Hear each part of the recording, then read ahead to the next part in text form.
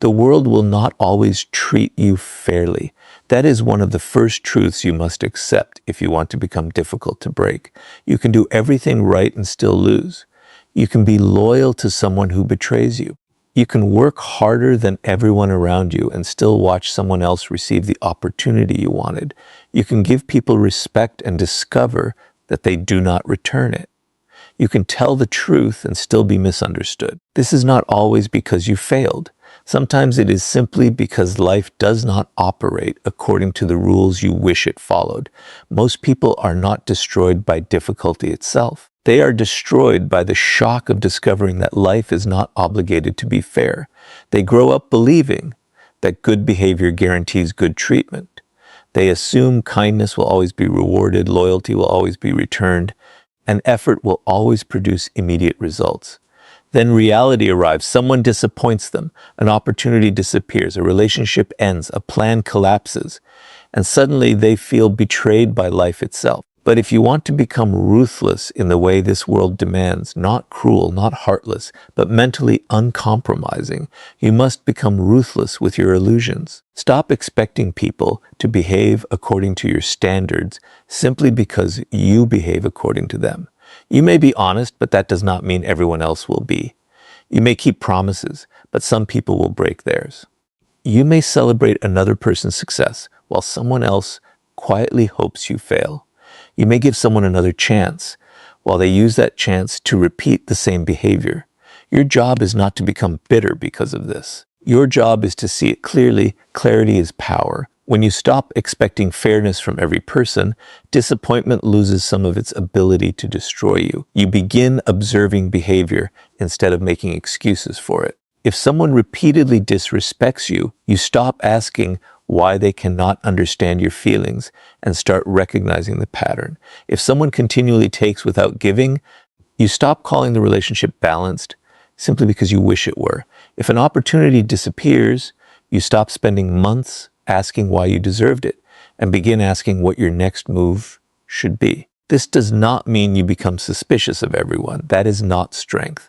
Cynicism is simply another form of weakness because it allows past experiences to control future decisions. Becoming ruthless means remaining open to good people while refusing to be blind to bad patterns. You can trust without being naive. You can be kind without being easily manipulated. You can forgive without giving someone unlimited access to you. Consider rejection. Most people experience rejection as a verdict on their identity. Someone says no, and immediately the mind begins creating a story. I am not attractive enough. I am not successful enough. I am not worthy. But rejection does not contain that much information. It tells you that one person, one opportunity, or one situation did not align with you. It can hurt, but pain does not make the conclusion true. The same principle applies to failure. If something does not work, examine it without turning it into a judgment of your entire character. Maybe your preparation was weak. Maybe your strategy was wrong. Maybe your timing was poor. Maybe circumstances were outside your control. Whatever the reason, extract information. A ruthless mind does not waste pain. It studies it. This is also why you must become careful about criticism. Some criticism contains valuable truth. Some criticism is simply another person's insecurity. If someone identifies a weakness you genuinely possess, thank reality for revealing it and work on it. If someone attacks you because your growth makes them uncomfortable, you do not need to absorb their words as truth. Learn to separate useful information from emotional noise.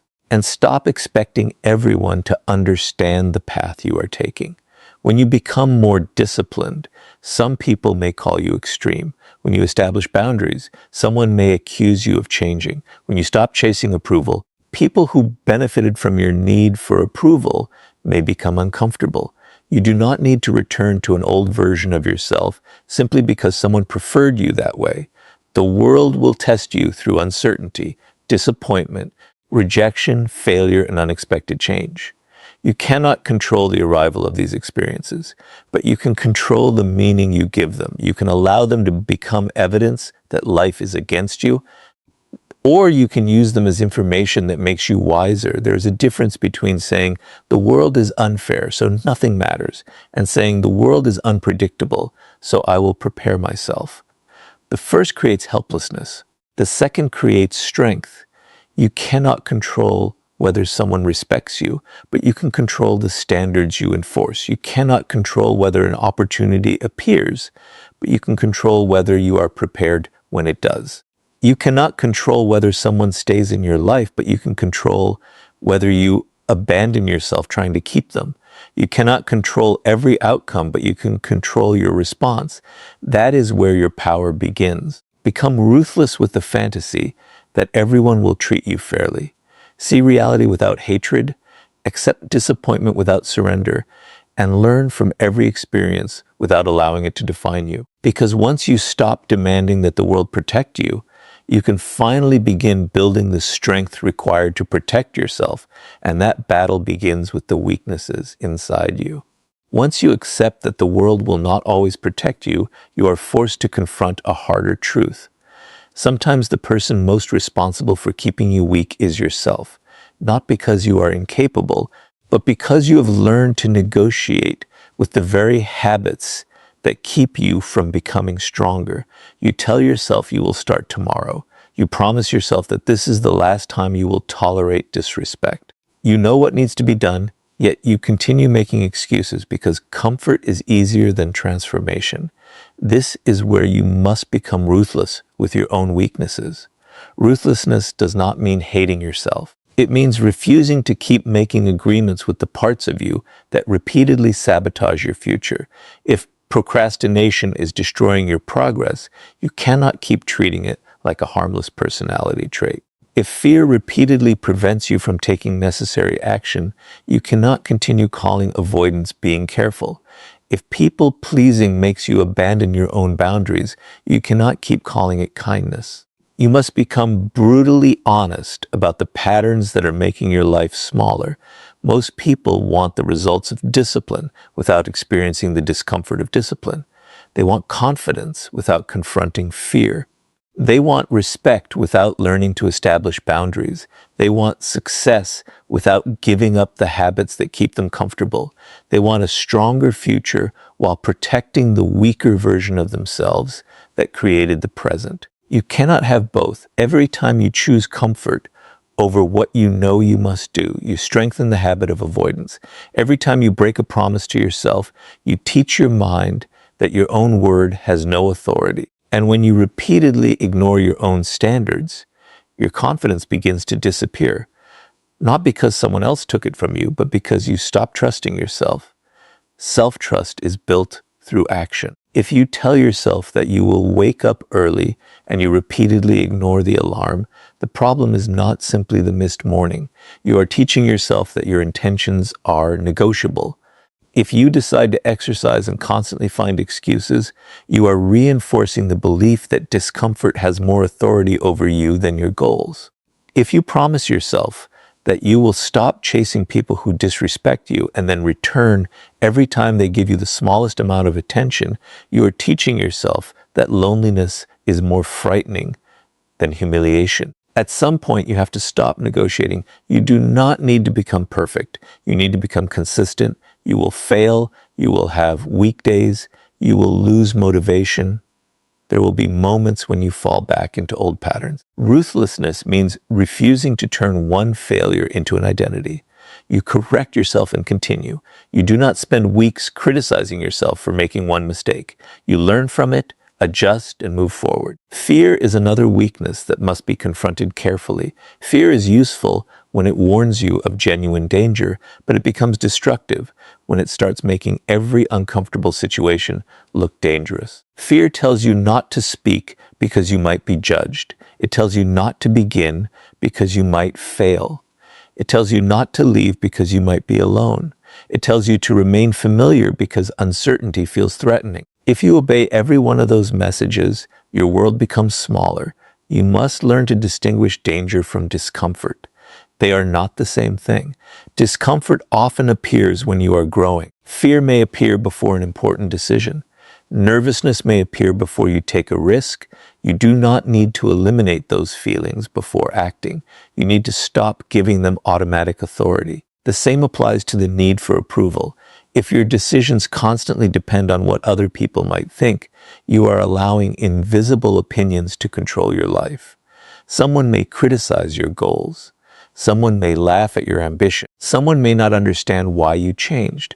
If your entire direction changes whenever another person disapproves, you do not truly own your life. Become ruthless about your need to be understood by everyone. You should still listen to reasonable criticism. You should remain capable of admitting when you are wrong. But you should not surrender your goals simply because someone else is uncomfortable with them. Your future cannot be designed by committee. Discipline also requires learning to do ordinary things repeatedly. Great strength is rarely created through one dramatic decision. It is created through thousands of small decisions that nobody sees. Going to work when you do not feel inspired, practicing when progress feels slow, saving money when spending would be easier, studying when entertainment is available, walking away from an argument when your ego wants to respond, saying no when saying yes would make someone temporarily happier. These moments may look insignificant, but they build identity. Eventually, you become someone who knows that your emotions can speak without being obeyed. Your impulses can appear without becoming commands. Your fear can exist without determining your direction. Your comfort can tempt you without controlling you. That is the kind of ruthlessness that makes a person difficult to break. The world may still disappoint you. People may still betray you. Circumstances may still change. But if you have developed the discipline to govern yourself, external chaos loses some of its power over you. You no longer need perfect conditions to move forward. Become ruthless with the habits that weaken you, because the strongest person is not the one who controls everyone around him, but the one who has learned to control himself. And once you can govern your own weaknesses, you become ready to decide who deserves access to your time, energy, trust, and life. There comes a point when becoming stronger is no longer about what you can endure, but about what you are willing to stop tolerating. You can build discipline, control your emotions, and become honest about your weaknesses. But if you continue giving unlimited access to people who repeatedly drain you, manipulate you, disrespect you, or disturb your peace, you are still leaving the door open for the world to break you. Strength requires boundaries, and boundaries require the courage to decide that not everyone deserves the same access to your life. Most people confuse kindness with unlimited availability. They believe that being a good person means always answering, always helping, always forgiving, always explaining, and always giving another chance. But there is a difference between generosity and self-abandonment. You can care about people without allowing them to consume you. You can forgive someone without inviting the same behavior back into your life. You can understand someone's struggles without accepting their repeated disrespect. This is where ruthlessness becomes necessary. You must become ruthless about who receives your attention. Attention is one of the most valuable resources you possess, because wherever your attention goes, your energy follows. If you spend hours arguing with someone who only wants to provoke you, you have given them control over your mind. If you constantly monitor someone who makes you anxious, you've allowed their behavior to occupy your thoughts. If you repeatedly explain your boundaries to someone who has already understood them and simply chooses to ignore them, you are wasting energy trying to convince someone who benefits from your weakness. Sometimes the strongest response is not another explanation. It is distance. A boundary is not a threat. It is a decision about your own behavior. You do not need to tell someone, "You better respect me." You can simply decide what you will do when disrespect appears. If someone repeatedly speaks to you in a way you will not accept, you can end the conversation. If someone continually takes advantage of your generosity, you can stop providing what they exploit. If someone repeatedly creates chaos in your life, you can reduce their access to you. The important part is consistency. A boundary that exists only when you are angry is not really a boundary. It is an emotional reaction. A real boundary remains when the emotion disappears. You decide beforehand what behavior you will accept and what behavior will cause you to step back. Then you follow through without unnecessary drama. This is difficult because some people will test you when they realize you are changing. They may become surprised, when you stop answering immediately. They may accuse you of becoming cold when you stop tolerating behavior that you previously accepted. They may remind you of everything they have done for you. They may attempt to make you feel guilty for protecting yourself. Do not confuse guilt with wrongdoing. Sometimes guilt simply means you are doing something unfamiliar. If you have spent years pleasing everyone, saying no may feel selfish even when it is reasonable. If you have always been available, creating distance may feel cruel even when it is necessary. Your emotions may resist the new standard because they are accustomed to the old one. This is why you must learn to observe behavior rather than promises. People can say they respect you while continuing to violate your boundaries. They can apologize repeatedly without changing their behavior. They can promise that things will be different and then return to the same pattern. Listen to words, but measure them against actions. A sincere apology eventually produces different behavior. Without change, an apology can become nothing more than another cycle. At the same time, do not become so defensive that you isolate yourself from everyone. Ruthlessness does not mean shutting the world out. It means becoming selective. There are people who deserve your trust, people who support your growth, people who tell you the truth without trying to control you, and people who respect your boundaries even when they disagree with you. Those relationships should not be destroyed simply because some people have hurt you.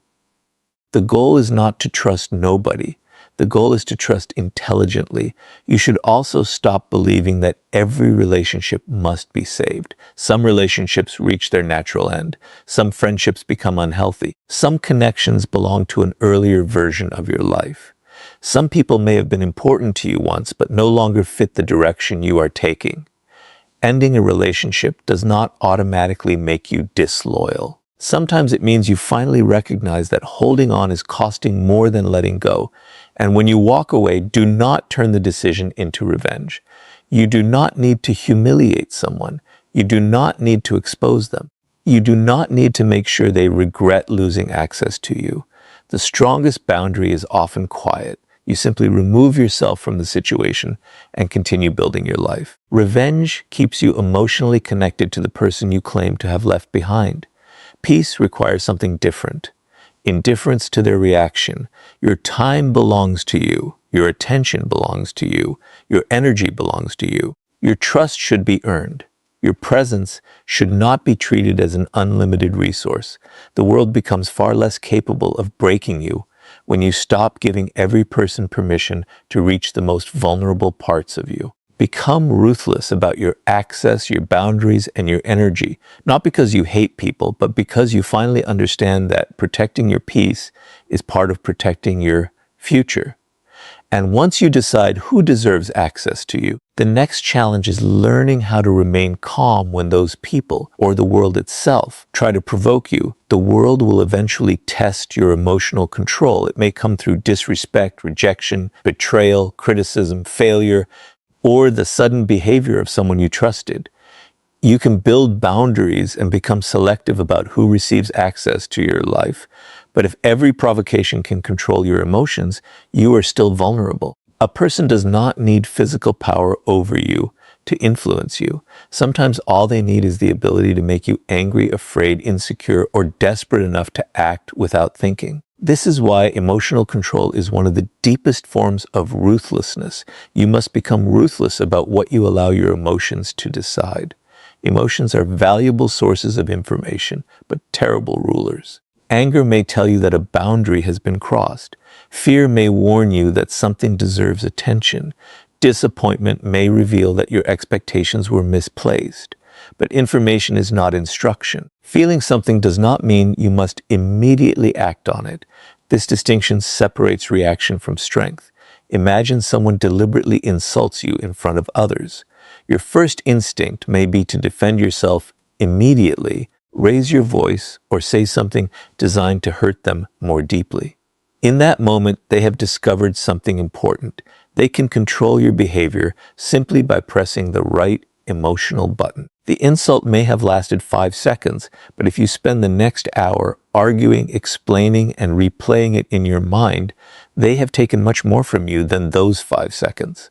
The ruthless response is not pretending you were not affected. It is refusing to surrender control because you were affected. Pause. Observe. Then decide that pause is where power lives. You do not have to answer every provocation. Some people deliberately create emotional chaos because they know emotional people are easier to manipulate. They say something offensive, then wait for the reaction. They criticize you because they want attention. They question your worth because they want you to defend yourself. They create conflict because your reaction gives them a sense of control. If you react automatically, you participate in their strategy. If you remain composed, the strategy loses its reward. This does not mean you should tolerate serious disrespect or remain silent in every situation. Emotional control is not weakness. You can confront someone without losing control. You can say calmly and directly, "Do not speak to me that way." You can leave a situation. You can enforce a boundary. You can make a difficult decision. The difference is that your action comes from judgment rather than emotional explosion. Anger becomes useful when it is converted into information. Instead of asking, "How dare they do this to me?" ask, "What does this behavior reveal?" Instead of immediately planning revenge, ask, "What response protects my interests?" Instead of trying to prove that you are not weak, ask, "What action demonstrates that I respect myself?" These questions move you from emotion to strategy. The same principle applies to fear. Fear often becomes stronger when you run from it. You avoid the conversation, postpone the decision, stay in the familiar environment, and tell yourself you are protecting yourself. But every time you obey unnecessary fear, you strengthen the habit of avoidance. You must learn to sit with discomfort without immediately escaping it. Your heart can race while you remain calm. Your hands can shake while you take action. Your mind can imagine failure while you continue moving forward. Courage is not the absence of fear. It is the refusal to let fear make every decision. You also need emotional control when dealing with success.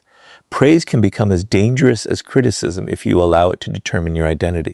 If one compliment makes you believe you are superior and one insult makes you believe you are worthless, you are giving other people too much authority over your self-image.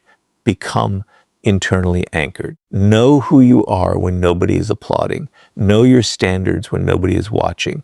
Know your direction when nobody understands it.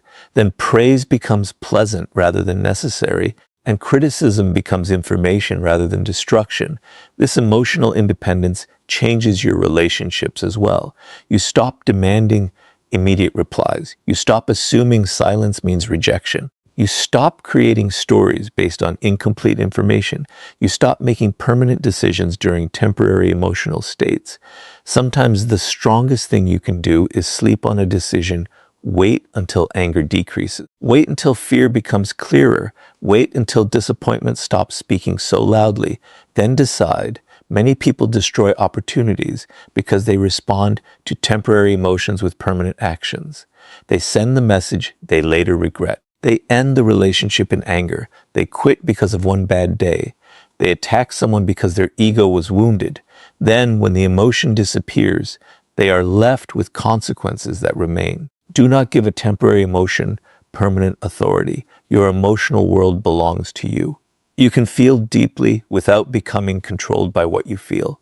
You can be angry without becoming destructive. You can be disappointed without becoming bitter. You can be afraid without becoming paralyzed. You can be hurt without allowing pain to determine your future. That is real ruthlessness, not becoming emotionless, but becoming difficult to manipulate through emotion. When the world discovers that it cannot easily provoke you, pressure you, frighten you, or pull you into unnecessary conflict, something changes. You become harder to control because your decisions come from thought rather than impulse. And when you learn to control your reactions, the next step is to learn how to transform the pain life gives you into strength instead of allowing it to become your identity. Pain is inevitable. At some point, the world will take something from you that you thought you could keep. Someone will disappoint you. Someone you trusted may betray you. A plan you worked for may collapse. You may lose an opportunity, a relationship, a position, or a version of yourself that you believed would last forever. The instinct is to ask why this happened to you. But there is a more powerful question. What will you become because it happened? This is where the difference between being wounded and becoming stronger begins. Pain can destroy you when you make it your identity. You start saying, people cannot be trusted because I was betrayed. I will never love again because someone hurt me. I cannot succeed because I failed. I cannot take risks because the last risk destroyed me. Slowly, one painful experience becomes a rule for your entire future. You are no longer responding to what happened. You are allowing what happened to define what is possible. Do not give the past that authority.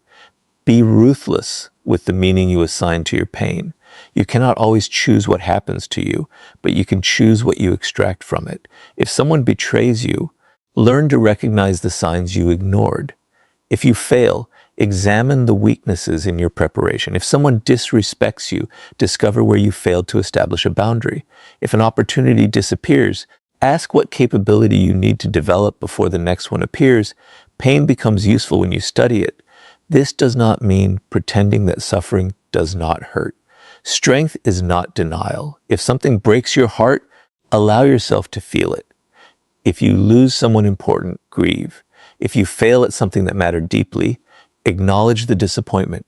You do not become stronger by pretending to be unaffected. You become stronger by refusing to remain permanently controlled by what affected you.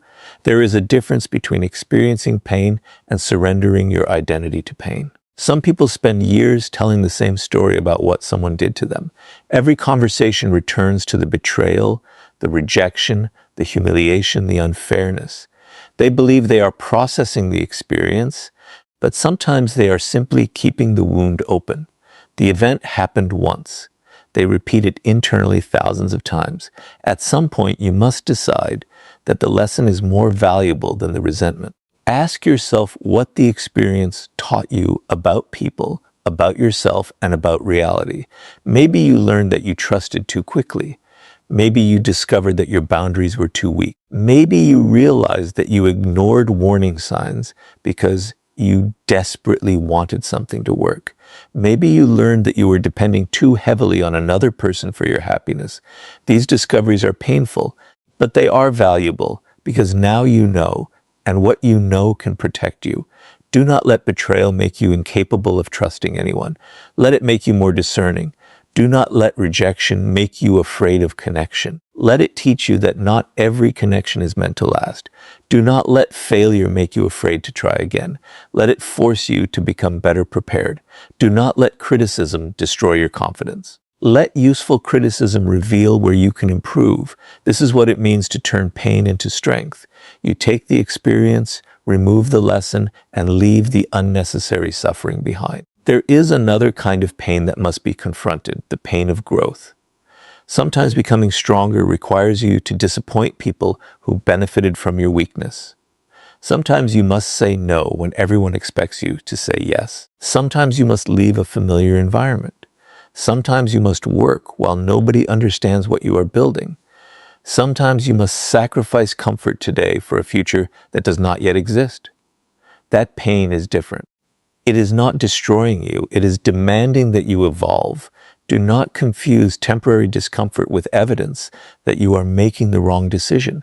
Growth often feels uncomfortable because the old version of you is losing control. Your habits resist change. Your mind prefers familiarity. Your environment may pull you toward the person you used to be. Stay with the discomfort long enough to discover who you can become. And never become proud of suffering for its own sake. The goal is not to collect pain. The goal is to become wiser because of what you survived. A person who has suffered but learned nothing can become bitter. A person who has suffered and extracted wisdom becomes difficult to manipulate. They recognize patterns faster. They choose people more carefully. They recover from setbacks more intelligently. They stop repeating the same mistakes simply because those mistakes feel familiar. That is the kind of ruthlessness you need, not a heart made of stone, but a mind that refuses to waste suffering. The world may hurt you. It may disappoint you. It may take things you desperately wanted to keep, but it does not get the final word. Your response does. Let pain educate you. Let experience sharpen you. And let every difficult chapter make you more capable of protecting the future you still have time to build. And once you learn to transform pain into strength, the final question becomes whether you are willing to choose your future over the comfort that keeps you weak.